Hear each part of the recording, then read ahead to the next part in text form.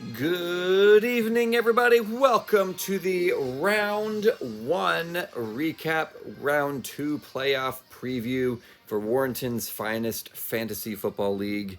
It is I, I was going to say president, your host, the commissioner, last place winner, and I'm here just to let's talk about what happened. We had ourselves a interesting round one. We had two teams, Matt and Brandon, who were on their bye week, and we had four teams facing off in round one, and then we had six losers that were pretending that what they were doing mattered still. So first off, we had a matchup between Sean and Jason. Now this matchup was projected Sean 117 to Jason's 91, and both teams exceeded their predicted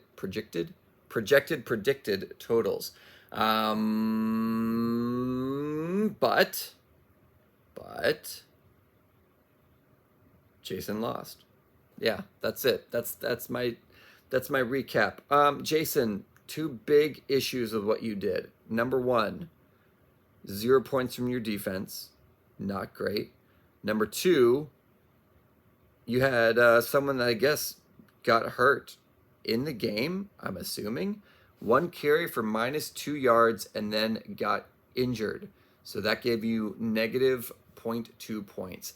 If you had played a defense that got you maybe 3 or 4 points, which is not hard to do, and if you had played perhaps David Montgomery for 9.2, things could have been different. But if you want to play the things could have been different game, Sean could have played Trayvon Henderson for 36 points, or he could have played Brock Purdy instead of Dak Prescott and gotten 26 points. Brock Purdy, you son of a gun, you little fella, you putting up 26 points. Oh, where was the 26 when I had you? But this isn't about me. Anyways, Sean wins 111 to 100. Yeah, it was a close game. And it came down to the final night. I mean, Sean was down by 10 or 15-ish, and he had Dak Prescott and CeeDee Lamb got 11.96 and 15.1. So 27 from the miserable Cowboys. And that brought you to a round one victory. So Sean, congratulations. Jason, condolences. Next up, we had Michael taking on Carlos. Oh, Carlos. Right now, as I record this, there is hot conversation slinging back and forth in our chat. The trade heard round the world. But it didn't even impact this game. You take away Achan's points, and Michael, you still lost by 60. So, would Carlos have made it to this point if he had not done the trade with me? I don't think so, actually. Would I have made it? I don't think so, actually. So who would have made it? Maybe Greg? Maybe Mike? It depends. I don't know. I could go through if I was bored enough and had enough free time, which I'm going to save face and say I am not that unbusy and I don't have time. But if somebody would like to and go through and see what would have happened if I had kept Achan, what could have been? What parallel universe? Anyways, this game was it's just ridiculous. Pitts. It's the Pitts, right? Right, Michael? Kyle Pitts Sr., the senior himself, 41 points on that Thursday night game. That really set the tone. But you could have not played Kyle Pitts, and you still would have won 132 to 111, which is just insane. 173.42 points.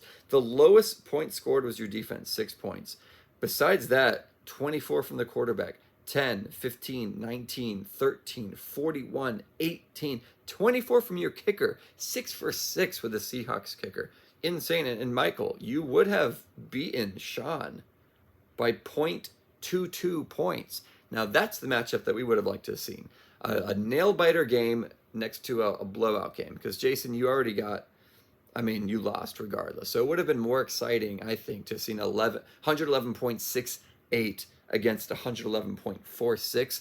For like the poetic excitement. That would have been fantastic. But that's not what happened.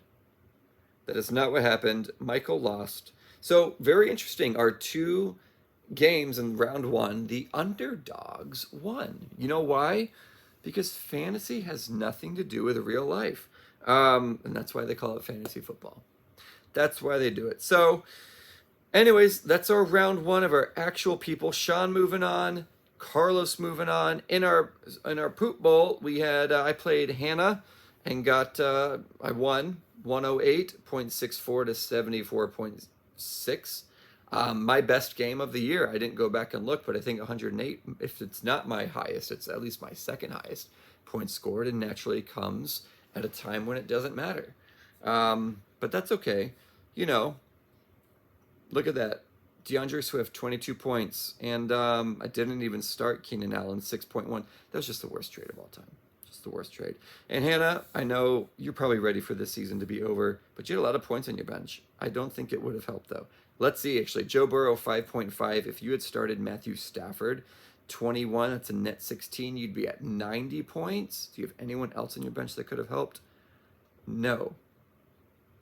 So you lose. Okay, moving on, we had Greg taking on Midnight Mike, and this game was exciting, even though the outcome, not that crazy, not that important, but 82.78 for Greg to 81.5. Greg will likely want to play a different tight end next week, getting him 0 points, 1 point for the Cowboys defense. I think there's some chatter about should have hung on to the Seattle defense. I'm surprised you didn't start Dicker the kicker. You started someone Borealis or whatever his name is. And Dicker the kicker, 12 points on your bench. But it didn't matter for you. Oh my goodness, Mike. 45 points from Trevor Lawrence on your bench. 330 yards, 6 total touchdowns. That may be the greatest quarterback performance of the... Well, Josh Allen had a good one. But you could have... Oh, what could have been?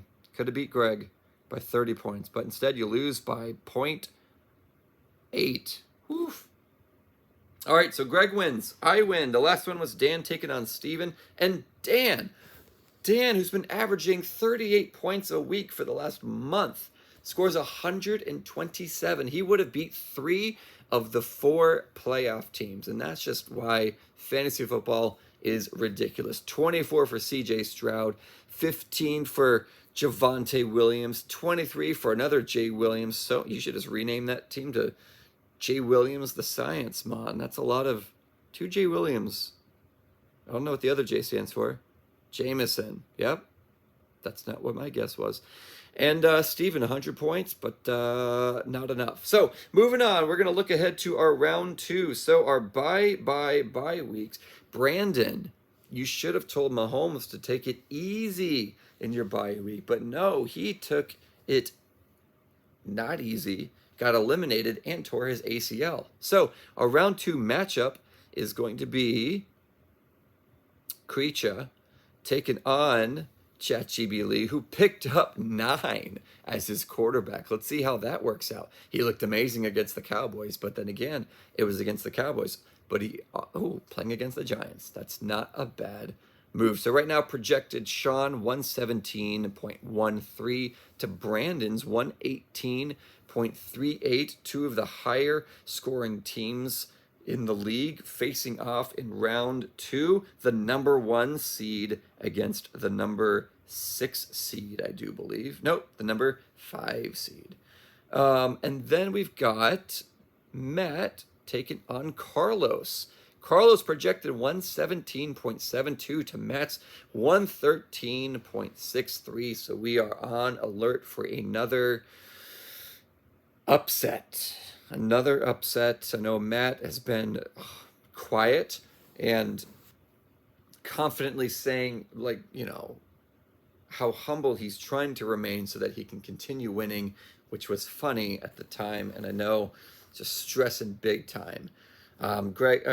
Matt, I don't know if you want to continue winning because I know it's probably not good for your heart health to have all this stress. Just lose and get it over with and join us. But actually, Carlos, you need to have your comeuppance too for robbing me of my greatest chance. But no, my team was trash.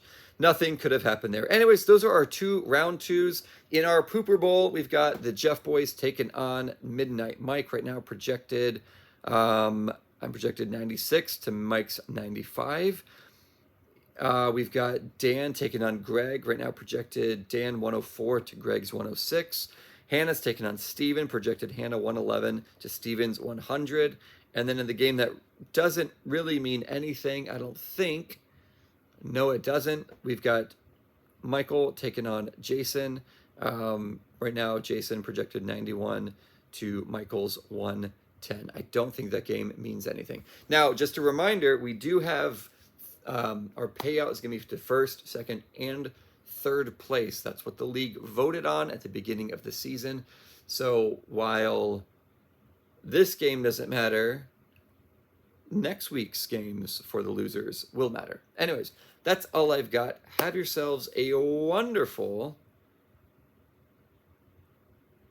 Oh, I'm going to have to do this video on Christmas Eve. Yeah, have a great rest of your week. Enjoy your time with your family if you're still working.